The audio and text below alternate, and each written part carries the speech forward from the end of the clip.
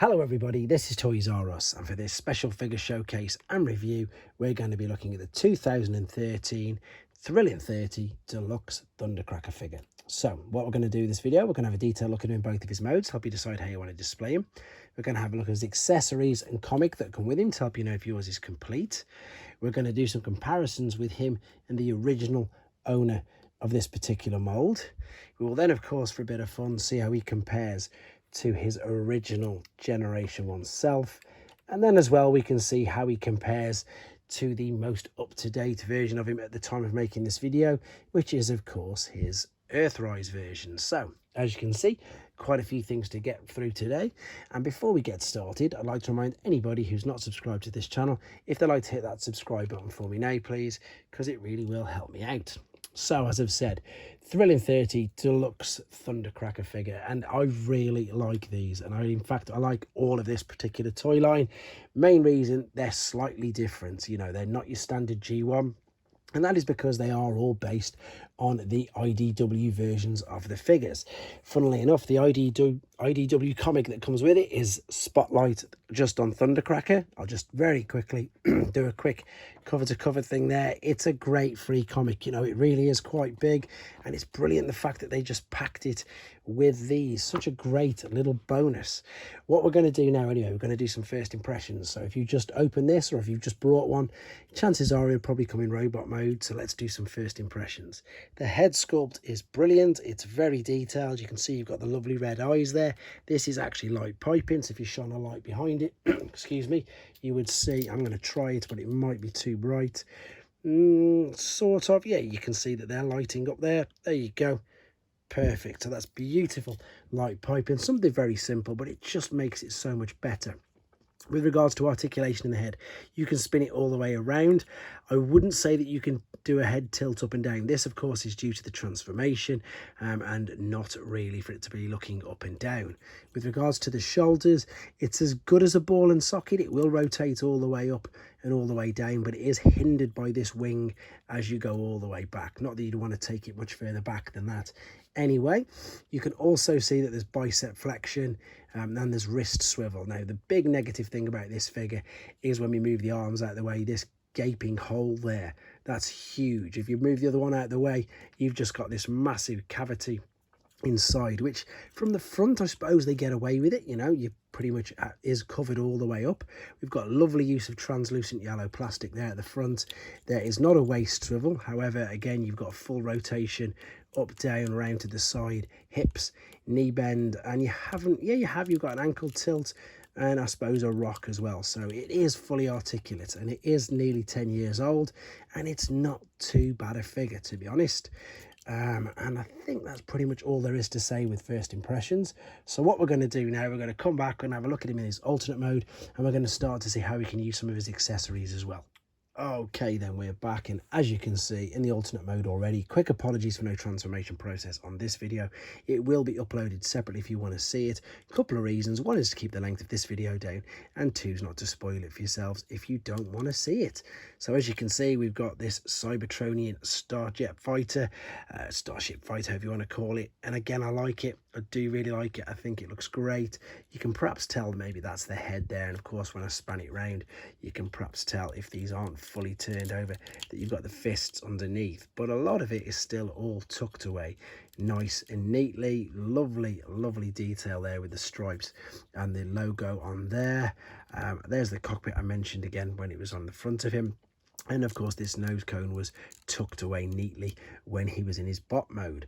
Right, let's have a look at the accessories now, because these are brilliant, to be honest. You've got individuals. These do actually rotate like this, and there's a few things that you can do with these, and this is why I think I like this figure so much, because I like figures that you can have fun with. And with the accessories, it is important with accessories, I suppose, to do that, exactly that, to have fun. So you can attach them there like that, and you can see they can spin independently, which looks brilliantly. You can, if you want to, just raise the wing up ever so slightly. You can either go that way, which doesn't look the greatest because that's hollow, or you can of course go this way, and again it's still going to look hollow unless you spin it round like so and pop. No, it's still going to be hollow, isn't it? Like, but it's still I like the fact, as I say, what I'm trying to say is you can see you've got loads of ways that you can choose to display and use these weapons, including the bonus hidden mode. This will come off. I'm not going to break it. Now you can see there that there's 3 holes on the top of there already. Now whether, I don't know exactly why they were put there, to be honest, but they are there. It may have been to do this, to be honest. What you can do is you can get the 2 weapons. You can see you've got a tab and a cutout and a tab and a cutout, and you can clip these together. Now the cool thing now is the cogs all intertwine and interlock. You've got the hole there on the top, so you can pop that on the roof. And you've got the other hole on the top, so if you wanted to, again, you could even put the tail fin on the back of it as well. You don't necessarily need to, but how cool does that look now? And it's, again, they spin around together, not independently anymore. Just a great little bonus thing. Again, it's pretty much the same as the Fall of Cybertron Starscream that you could do that with, but it was never officially revealed with his instructions either. So let's take these off. Let's pop this back on there, and then let's come back for the final time with him in his robot mode. Okay, back for the final time to have a look how you can use his accessories, and because this is how I'm going to choose to be displaying him in his robot mode. So we've got the accessories, and again, I said this in the other mode, this is why I like this figure, and this is why I like accessories that you can do numerous things with. So you've got 2 5mm pegs at the bottom and 2 ones on the sides. You can just go for a standard gun in each hand, like so. And to be honest, this isn't too bad. If you just angle it ever so slightly, like so, you can't see that they're hollow, which is pretty good. And he still manages to balance even on carpet. You can then as well, if you wanted to, I'm going to take the smaller side. So I'm just going to swap these over, take the smaller angle, pop it on the side of the forearm. And that's a little bit like G1, with the null rays and blasters on the sides of the shoulders. It's not too bad. You can sort of get away with it if it's twisted and if you really wanted to, but this one's quite difficult. If you just move the wing out and the arm, you could attach one of these. You'd go with a longer one, to be honest, so it'd be this one here. The only problem is, of course, that when they're up, you can just see the fact that they're empty from the back, so it doesn't look too great. So I'm not going to do the other one of that. What I will show you that is really cool, though, is the fact that you can, let's get him to balance. Of course, we know we can join these together, like so. Now you've got 2 choices. You can put the in his hands like so. Oops. So he's just carrying one, which looks pretty good. The only problem with this is, of course, it will, well, he says that it will send him off counterbalance, but he's actually managing to hold it. But what you can also do, and this takes just a little bit of sorting out and posing, if we can get these arms, bring them forward, turn the fists over, you can probably guess what I'm going to do already, because we've got these long bits at the side. I'm not going to push that all the way in. Let's just get it in a little, and the same on this side.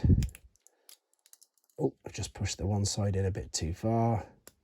But I think you can get the idea of what we've got. We've got both hands in there holding, it looks a bit like a rail gun there. And of course, I think that looks really good.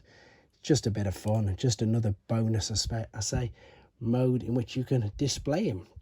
Right, what I'm going to do then, let's take it out of the one hand. Let's display, just for now, in this particular mode. And the reason for this is because I'm going to bring up the other 2 Seekers with the same mold, so you can see the various ways that you can, of course, display them. So here is the original owner of the mold. This is Starscream from Fall of Cybertron, and there you go. So with this particular one, I've just put the weapons on the outside of the forearms, just so you can see how they look there. If you're wondering why he looks a little bit metallic, that's the Takara version, not the standard one there. So that's that one. And then, of course, wherever you've got these 2, you can't go without having this guy.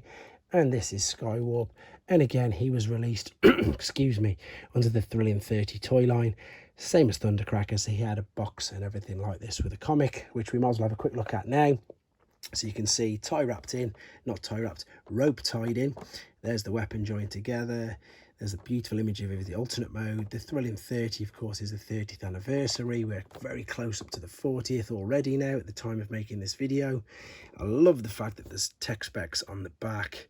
The images, the stock images, look a bit like the Takara one, to be honest, because it is that little bit darker. But there's some spiel about him. If you want to read that, you can pause and read that yourselves now as well.